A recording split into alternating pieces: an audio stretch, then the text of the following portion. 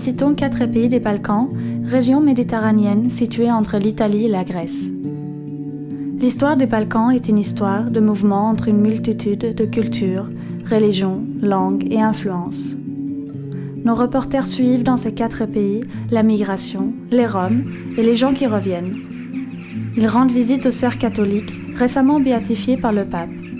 Ils s'interrogent sur l'Europe et nous montrent une beauté surprenante, inattendue.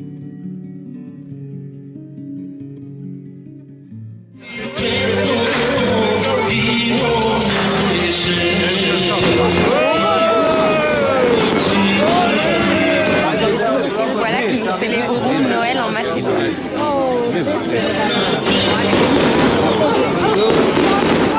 Je m'appelle Alexandra et quand on me parle des Balkans, il y a plusieurs mots qui me viennent en tête. Les guerres de Yougoslavie et puis leur médiatisation, des figures comme Tito, Milosevic. Mais en fin de compte, étudiant la coopération internationale, je me rends compte qu'il faut vraiment étudier un petit peu, ou mettre le pied en tout cas sur les réalités de terrain pour se défaire des préjugés.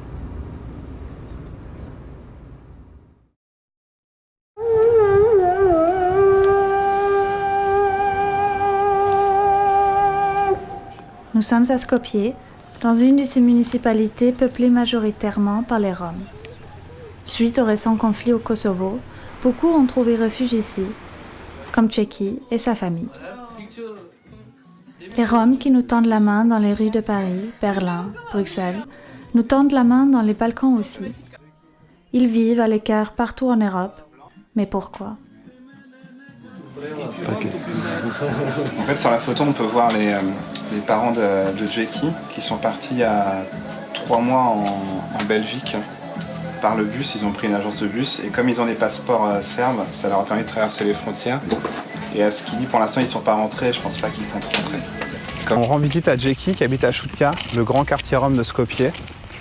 Jackie est un réfugié du Kosovo, donc on vient lui rendre visite pour savoir un peu comment il vit ici. Quelles sont les conditions des Roms, en particulier quand on est réfugié. Jackie bénéficie actuellement d'une aide du Haut Commissariat aux réfugiés des Nations Unies qui lui permet de vivre ici. Mais cette aide, elle va se terminer d'ici 1 mois. Donc ensuite, pour lui, le plus important, c'est d'obtenir des papiers macédoniens ou serbes et de pouvoir soit migrer en Europe de l'Ouest, soit trouver un travail ici. Sachant que trouver un travail ici, ça reste très difficile. Déjà parce que le taux de chômage est très élevé et en plus parce que pour les Roms, il y a une certaine discrimination, donc il peut faire quelques petits travails mais ça ne suffit pas à vivre correctement en Macédoine. Je m'appelle Johan. Il y a 3 ans, j'ai eu l'occasion de partir en service volontaire européen en Macédoine, un petit pays entre la Serbie, la Bulgarie, l'Albanie, la Grèce et le Kosovo. Aujourd'hui, j'ai envie de partager ce que j'ai découvert dans cette région avec d'autres personnes, leur faire découvrir ce qu'il y a derrière l'image que nous, on reçoit dans l'ouest de l'Europe, ce qui s'y passe vraiment, comment la jeunesse vit là-bas, comment les gens vivent, quels sont les problèmes, mais aussi les choses que nous, on ne connaît pas et qui sont beaucoup plus positives, l'accueil chaleureux qu'on y reçoit quand on arrive, ce qui, moi, m'a marqué, et puis tout ce qu'on ne voit pas dans l'actualité. Roma sind sehr arme hier, keine Arbeit, keine gute Education. Wir haben Probleme mit der Gesundheit. Viele Familien keine Dokumentation. Roma-Frau ist nicht genug emanzipieren. Unsere Regierung muss etwas machen, nichts einfach passiv sein. Wir brauchen also mehr Education, keine Mittelschule. Unsere Kinder müssen jeden Tag reisen in Skopje zum Realgymnasium zu gehen. Unsere Roma müssen mehr bewusst sein über unsere Rechte hier in Mazedonien oder überall in Europa. Das ist genug mehr. Wir müssen etwas machen, aber wir können nicht alleine machen. Wir brauchen Hilfe von anderen Leuten, wir sind nicht Roma, von Regierung, von EU-Ländern.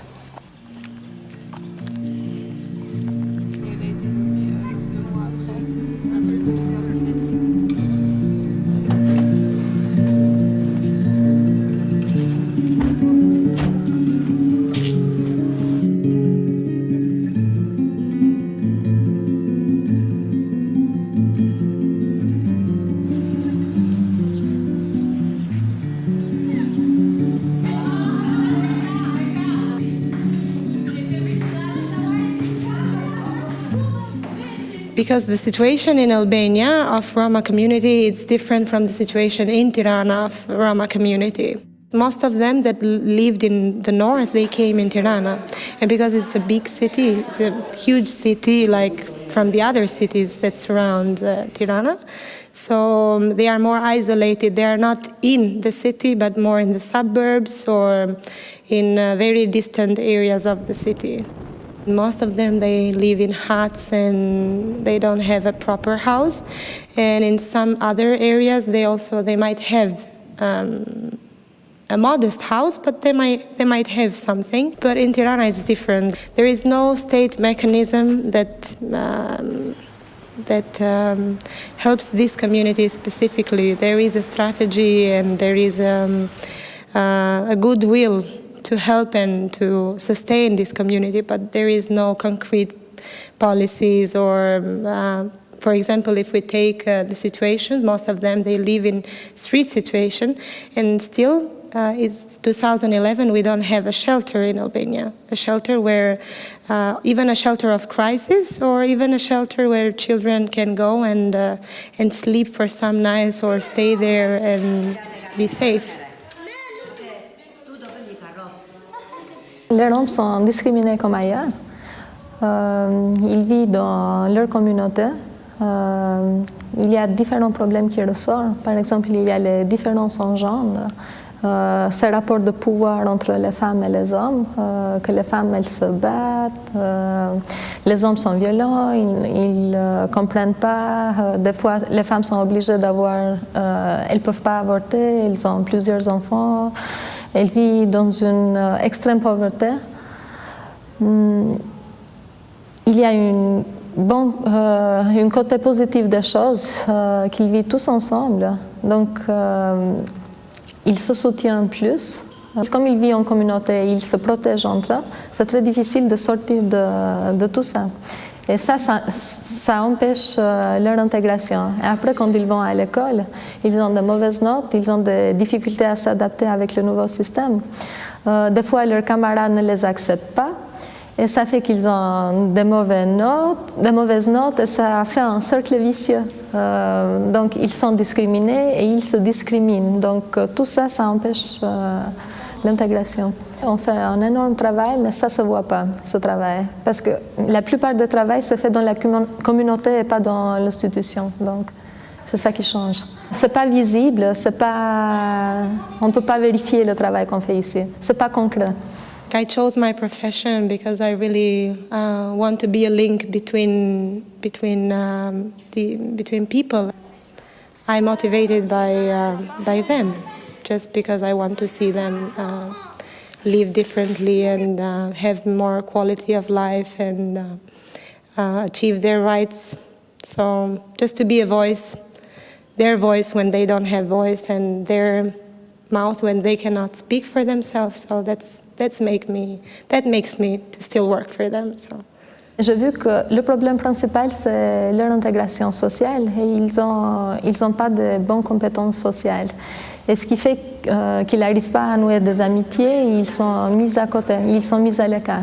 Ce que je vise de faire pendant les mois que je vais travailler ici, c'est de les aider, d'améliorer leurs compétences sociales. Quand on les voit, quand on les rencontre, on voit qu'ils sont des gens comme nous. Et ils ont tout le potentiel et les choses nécessaires.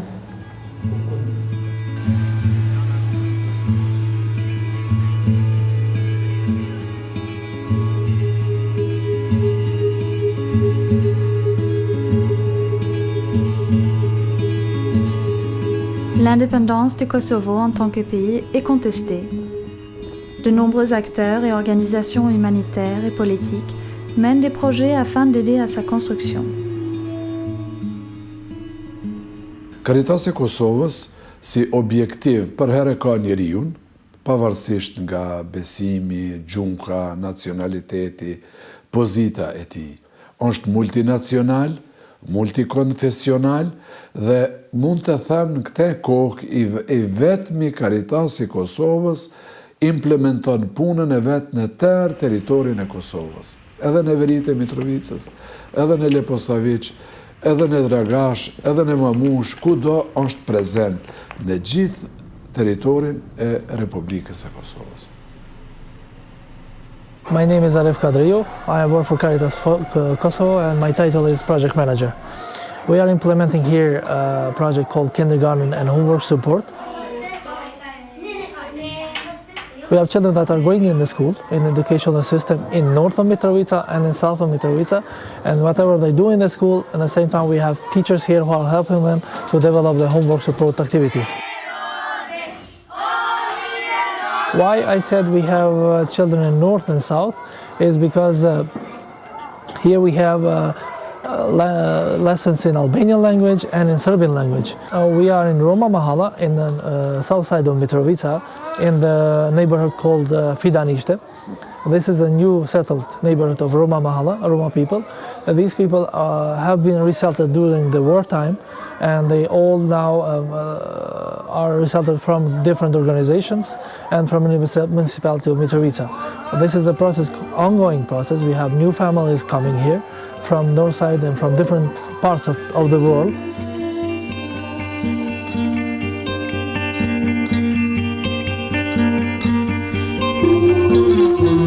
There is a lot of families here that they don't have anyone employed, and they are working usually mainly collecting metals and sell it to somewhere to gain some money. But considering the part where they built the houses, that is perfectly okay, because these people have now home and they have a roof. But that's not over. That's not over. This is a process, and these people need to be integrated more in every kind of aspect, from educational aspect toward physical integration in the society.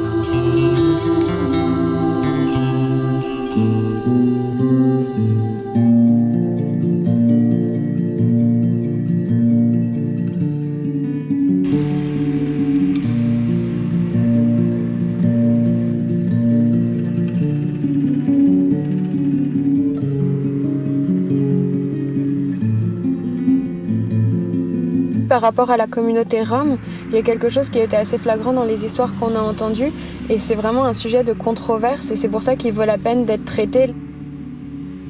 C'est lié à toutes ces possibilités de migration ou pas, parce que c'est une communauté qui a de la famille dans chacun des pays, et au final ils peuvent pas tout simplement traverser les frontières. Et après, ça pose le problème vers l'extension de l'espace Schengen, de tout ce qui est droit de la mobilité des individus.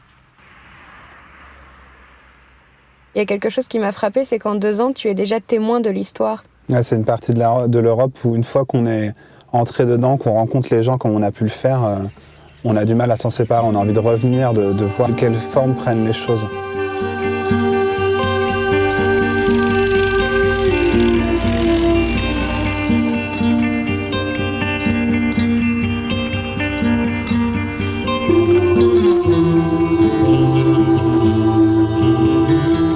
The refugee camps here, Konik 1 and Konik 2, they are the largest in Europe.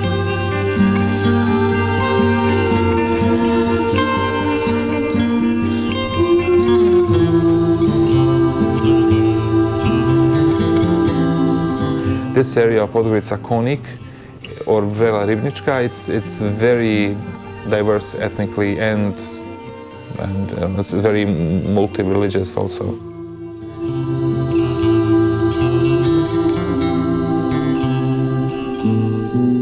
You want to help the people, you want to serve people, you want to serve God, and wherever you are, you should do that. Be more mindful of those who are neglected, those who are poor, those who are marginalized or simply in a difficult position. I work here mainly in Roma refugee camps in Podgorica. It's located in the outskirts of Podgorica. I am a refugee from Bosnia and Herzegovina, so in some ways I can relate to the position of Roma and Egyptian refugees here. The difference is that I have better education and I have better access to things just because let's face it, I'm not Roma. I felt really called by God that I should do this. It is what Jesus used to do. He Yes, he did talk to officials. Yes, he did talk to kings. Yes, he did talk to important people. But most of his time he was serving the poor, and he was serving those who were in need. It should be a role model for all of us who believe in Christ. Here we also have church meetings. So children, teenagers, adults, they come and then they sit on the floor, and sometimes you just see like so many tiny little dots on the floor. That's just all children, and that's very, very nice. It's amazing what you can do when there's a good will, when you have will to do it. We do not have a formal church structure, so this is a home church, and I think there's some charm. It's related to it. We have the freedom to act as we believe God is calling us to. So we don't have to think of certain category that we want to help, but that we just go from one case to another, and regardless if we are praying for someone, if we are just counseling someone, if we are trying to help in any other way, we are simply free to act. Some do not have a refugee status here, meaning that they came from Kosovo a bit later, a few months after the war, so they were not registered as refugees. So legally speaking, they do not have any status in Montenegro. Children who were born outside of hospitals, and that the city of Podgorica, the local administration, did not allow them to be registered in a birth registry, which then causes so many problems for them, because if they go to the country of origin, they don't have a birth certificate. So legally speaking, they do not exist.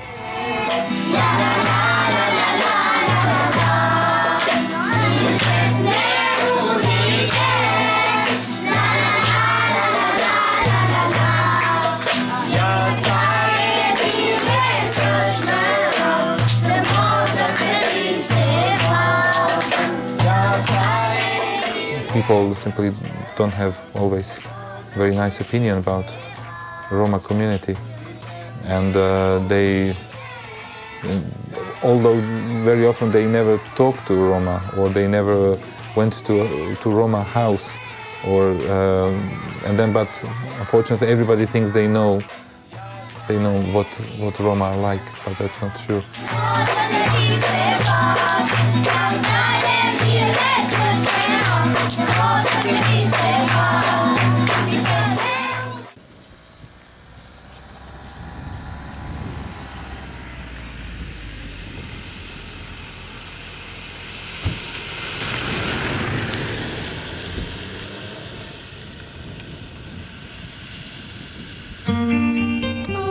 Kosovo needs to develop and achieve some level of independence and one day eventually be recognized as such.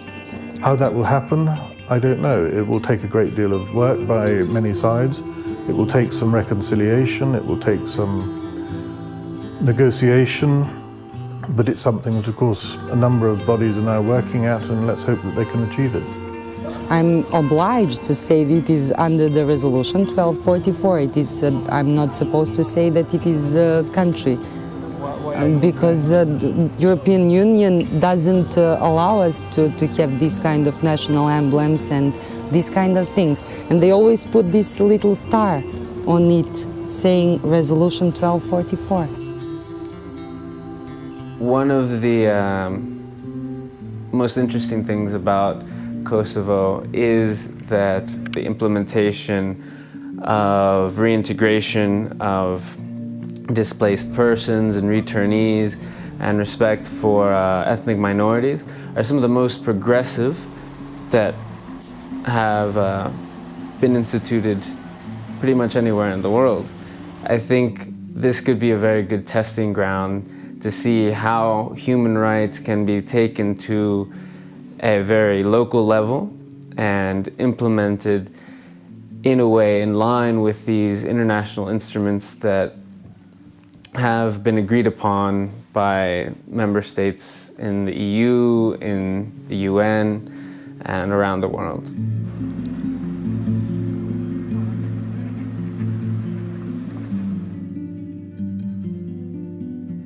The voluntary return and reintegration program is developing in cooperation between Caritas Kosovo and Caritas Belgium. And its goal is to help all asylum seekers in Belgium, Kosovo asylum seekers, who want to come back voluntarily in Kosovo. We moved to Brussels, to Belgium, the end of last year, 2009, illegally. We heard from the people and we pay. So they send us from Preševo, we started from Vranje, and they send us till Brussels to near of commissariat. They put us in the morning, so it is all, nothing else. We pay and they go, we were there. Everything was very, very nice, very good. I was waiting for a positive answer. For our case, were no chances there to be. And for that reason, we decided to go back. Then I speak with the social assistant there, worker, and she told, okay, we have a project here with IOM and Caritas. It was very, very difficult, but the Caritas did too much for us. We are still alive, I don't know, but with no good conditions, but we are alive. Well, I think it's premature to take a judgment on whether people are returning, because at the moment the economic opportunities are abroad, not here.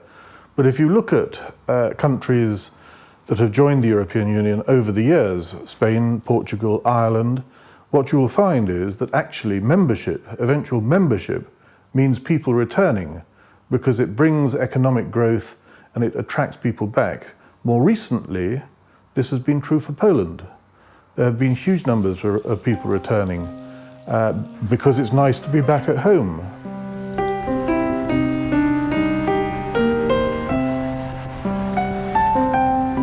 The emigration of Kosovars is usually divided up into 3 phases.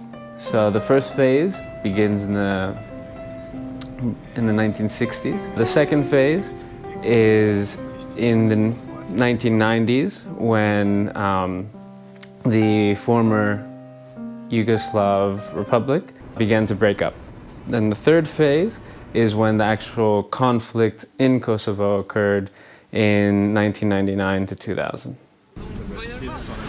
Migration patterns are not new at all. Like I said, they date back to these times when there was actually an active recruitment of labor force into Western European countries. And nowadays, migrants go to these countries, such as Germany, Switzerland, from Kosovo, because they're already established networks. And they have families, they have friends, they have connections there. So they're following the same migratory chains that were established back in the 1960s. Kur vendosa për me shku, për në perëndim, o nisa perëndimit, jem shku deri në Beograd, për aty të lidhin e gjeta, edhe o nesëm 6-7 veti imi konë me një vetur, o konë ka gja gazep, Jakob, ta në 50 vetë natës kemi qëndru me një shtëpi aty, dhe me thonë gjatë ditës, në 10 natës imi nisë, edhe kejtë arav dhe me thonë kemi ka përci kofet, ma gjarës këse dhe me thonë dhe në Austri, kemi hes një 6-7 orë, ka gjatë natën të heq pa nalë, në kanë shti me një vetur aty, që ta persona që në kanë, dojë nalë në Vjenë, për më shkru atë azyl, unë kumë vazhdu për në Gjermani. Dhe në Gjermani kumë nejtë 1-2 dit aty, kemi pas familje, edhe prapë vazhdova për në Belgjik, shkova aty. O konë shtirë bëllë, o konë rrezik, që të në zonë të më në puna, se kur po falë zëti që mirë kemi ka për ty apet, ka koshtu. Dhëtimi ka koshtu mirë, 2500 euro ka koshtu deri në Belgjik, që ma dhanë për krojnë, pa kusheret, pa familja se janë edhe.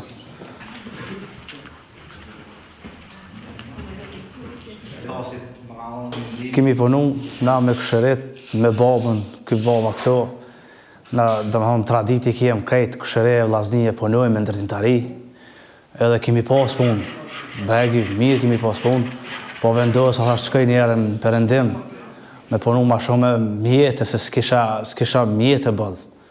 Edhe qëndrova një vjetë në Belgjik, aty, edhe Thonë drejtën për socialit që më varë heq atje në Belgjikë s'ko marë heq asë socialet s'ko gjo se ne isha të këshëret të dajt kisha balë ku me nejt po prap o do të më këthym vend lindja jo në pet edhe më thërën këshëret se kemë punë balë edhe vendosa për më këthy ta në shkova një dit aty në komisariat e lypa për më këthy vullnetar mi pregatit në letrat i falenderoj edhe ata kryqit koq, se më kanë dimu, Karitasi, se më kanë dimu, ma një përndime mirë, kur erdha këtu, fillova, gjetëm punë, fillum me punu.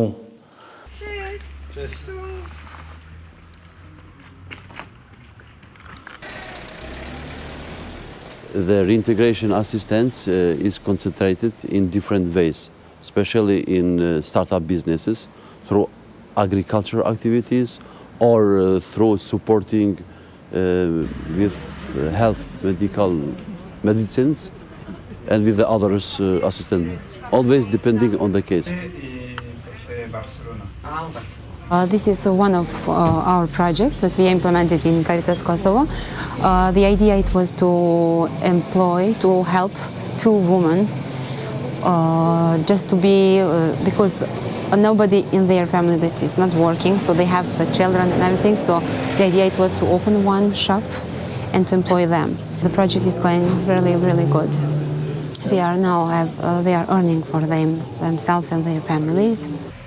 Seeing how people can come together to try to create a new future for themselves, for their children and grandchildren, I think it's an amazing experience, and you know it's not an easy task, and to take that on takes a lot of bravery. I feel that working here, if I can help them along the way, I'll be very happy.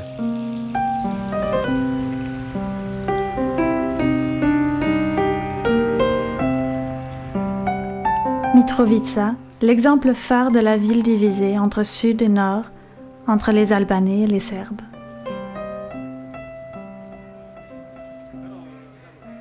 Since I'm born in Mitrovica and I used to live before in north part of Mitrovica, and always we didn't really never had a problem between each other, and I had many, and now I have many friends that they are living there, and I hope that really for the next year that they will be better. To not have the problem, me to pass in north or Serbian to pass in south, and we hope that they will be something, yeah. Because most of the people that they are thinking like me, same Albanian or Serbian. I think that people deserved here to live more peacefully, and I strongly believe that it is possible to live in more peaceful environment. This place behind me is the famous bridge. I don't know does it have positive or negative connotation, but it is still famous. It is the border, physical one, between South and North Mitrovica. The difference between North and South is that people who reside on the North are Serbian, while people who reside on the South belong to Albanian community. As I see it as a citizen of Mitrovica, the most important thing for the people residing in here is the peace and non-conflict occurrence, and more possibilities for them to wish to stay here and not to go away from their hometown.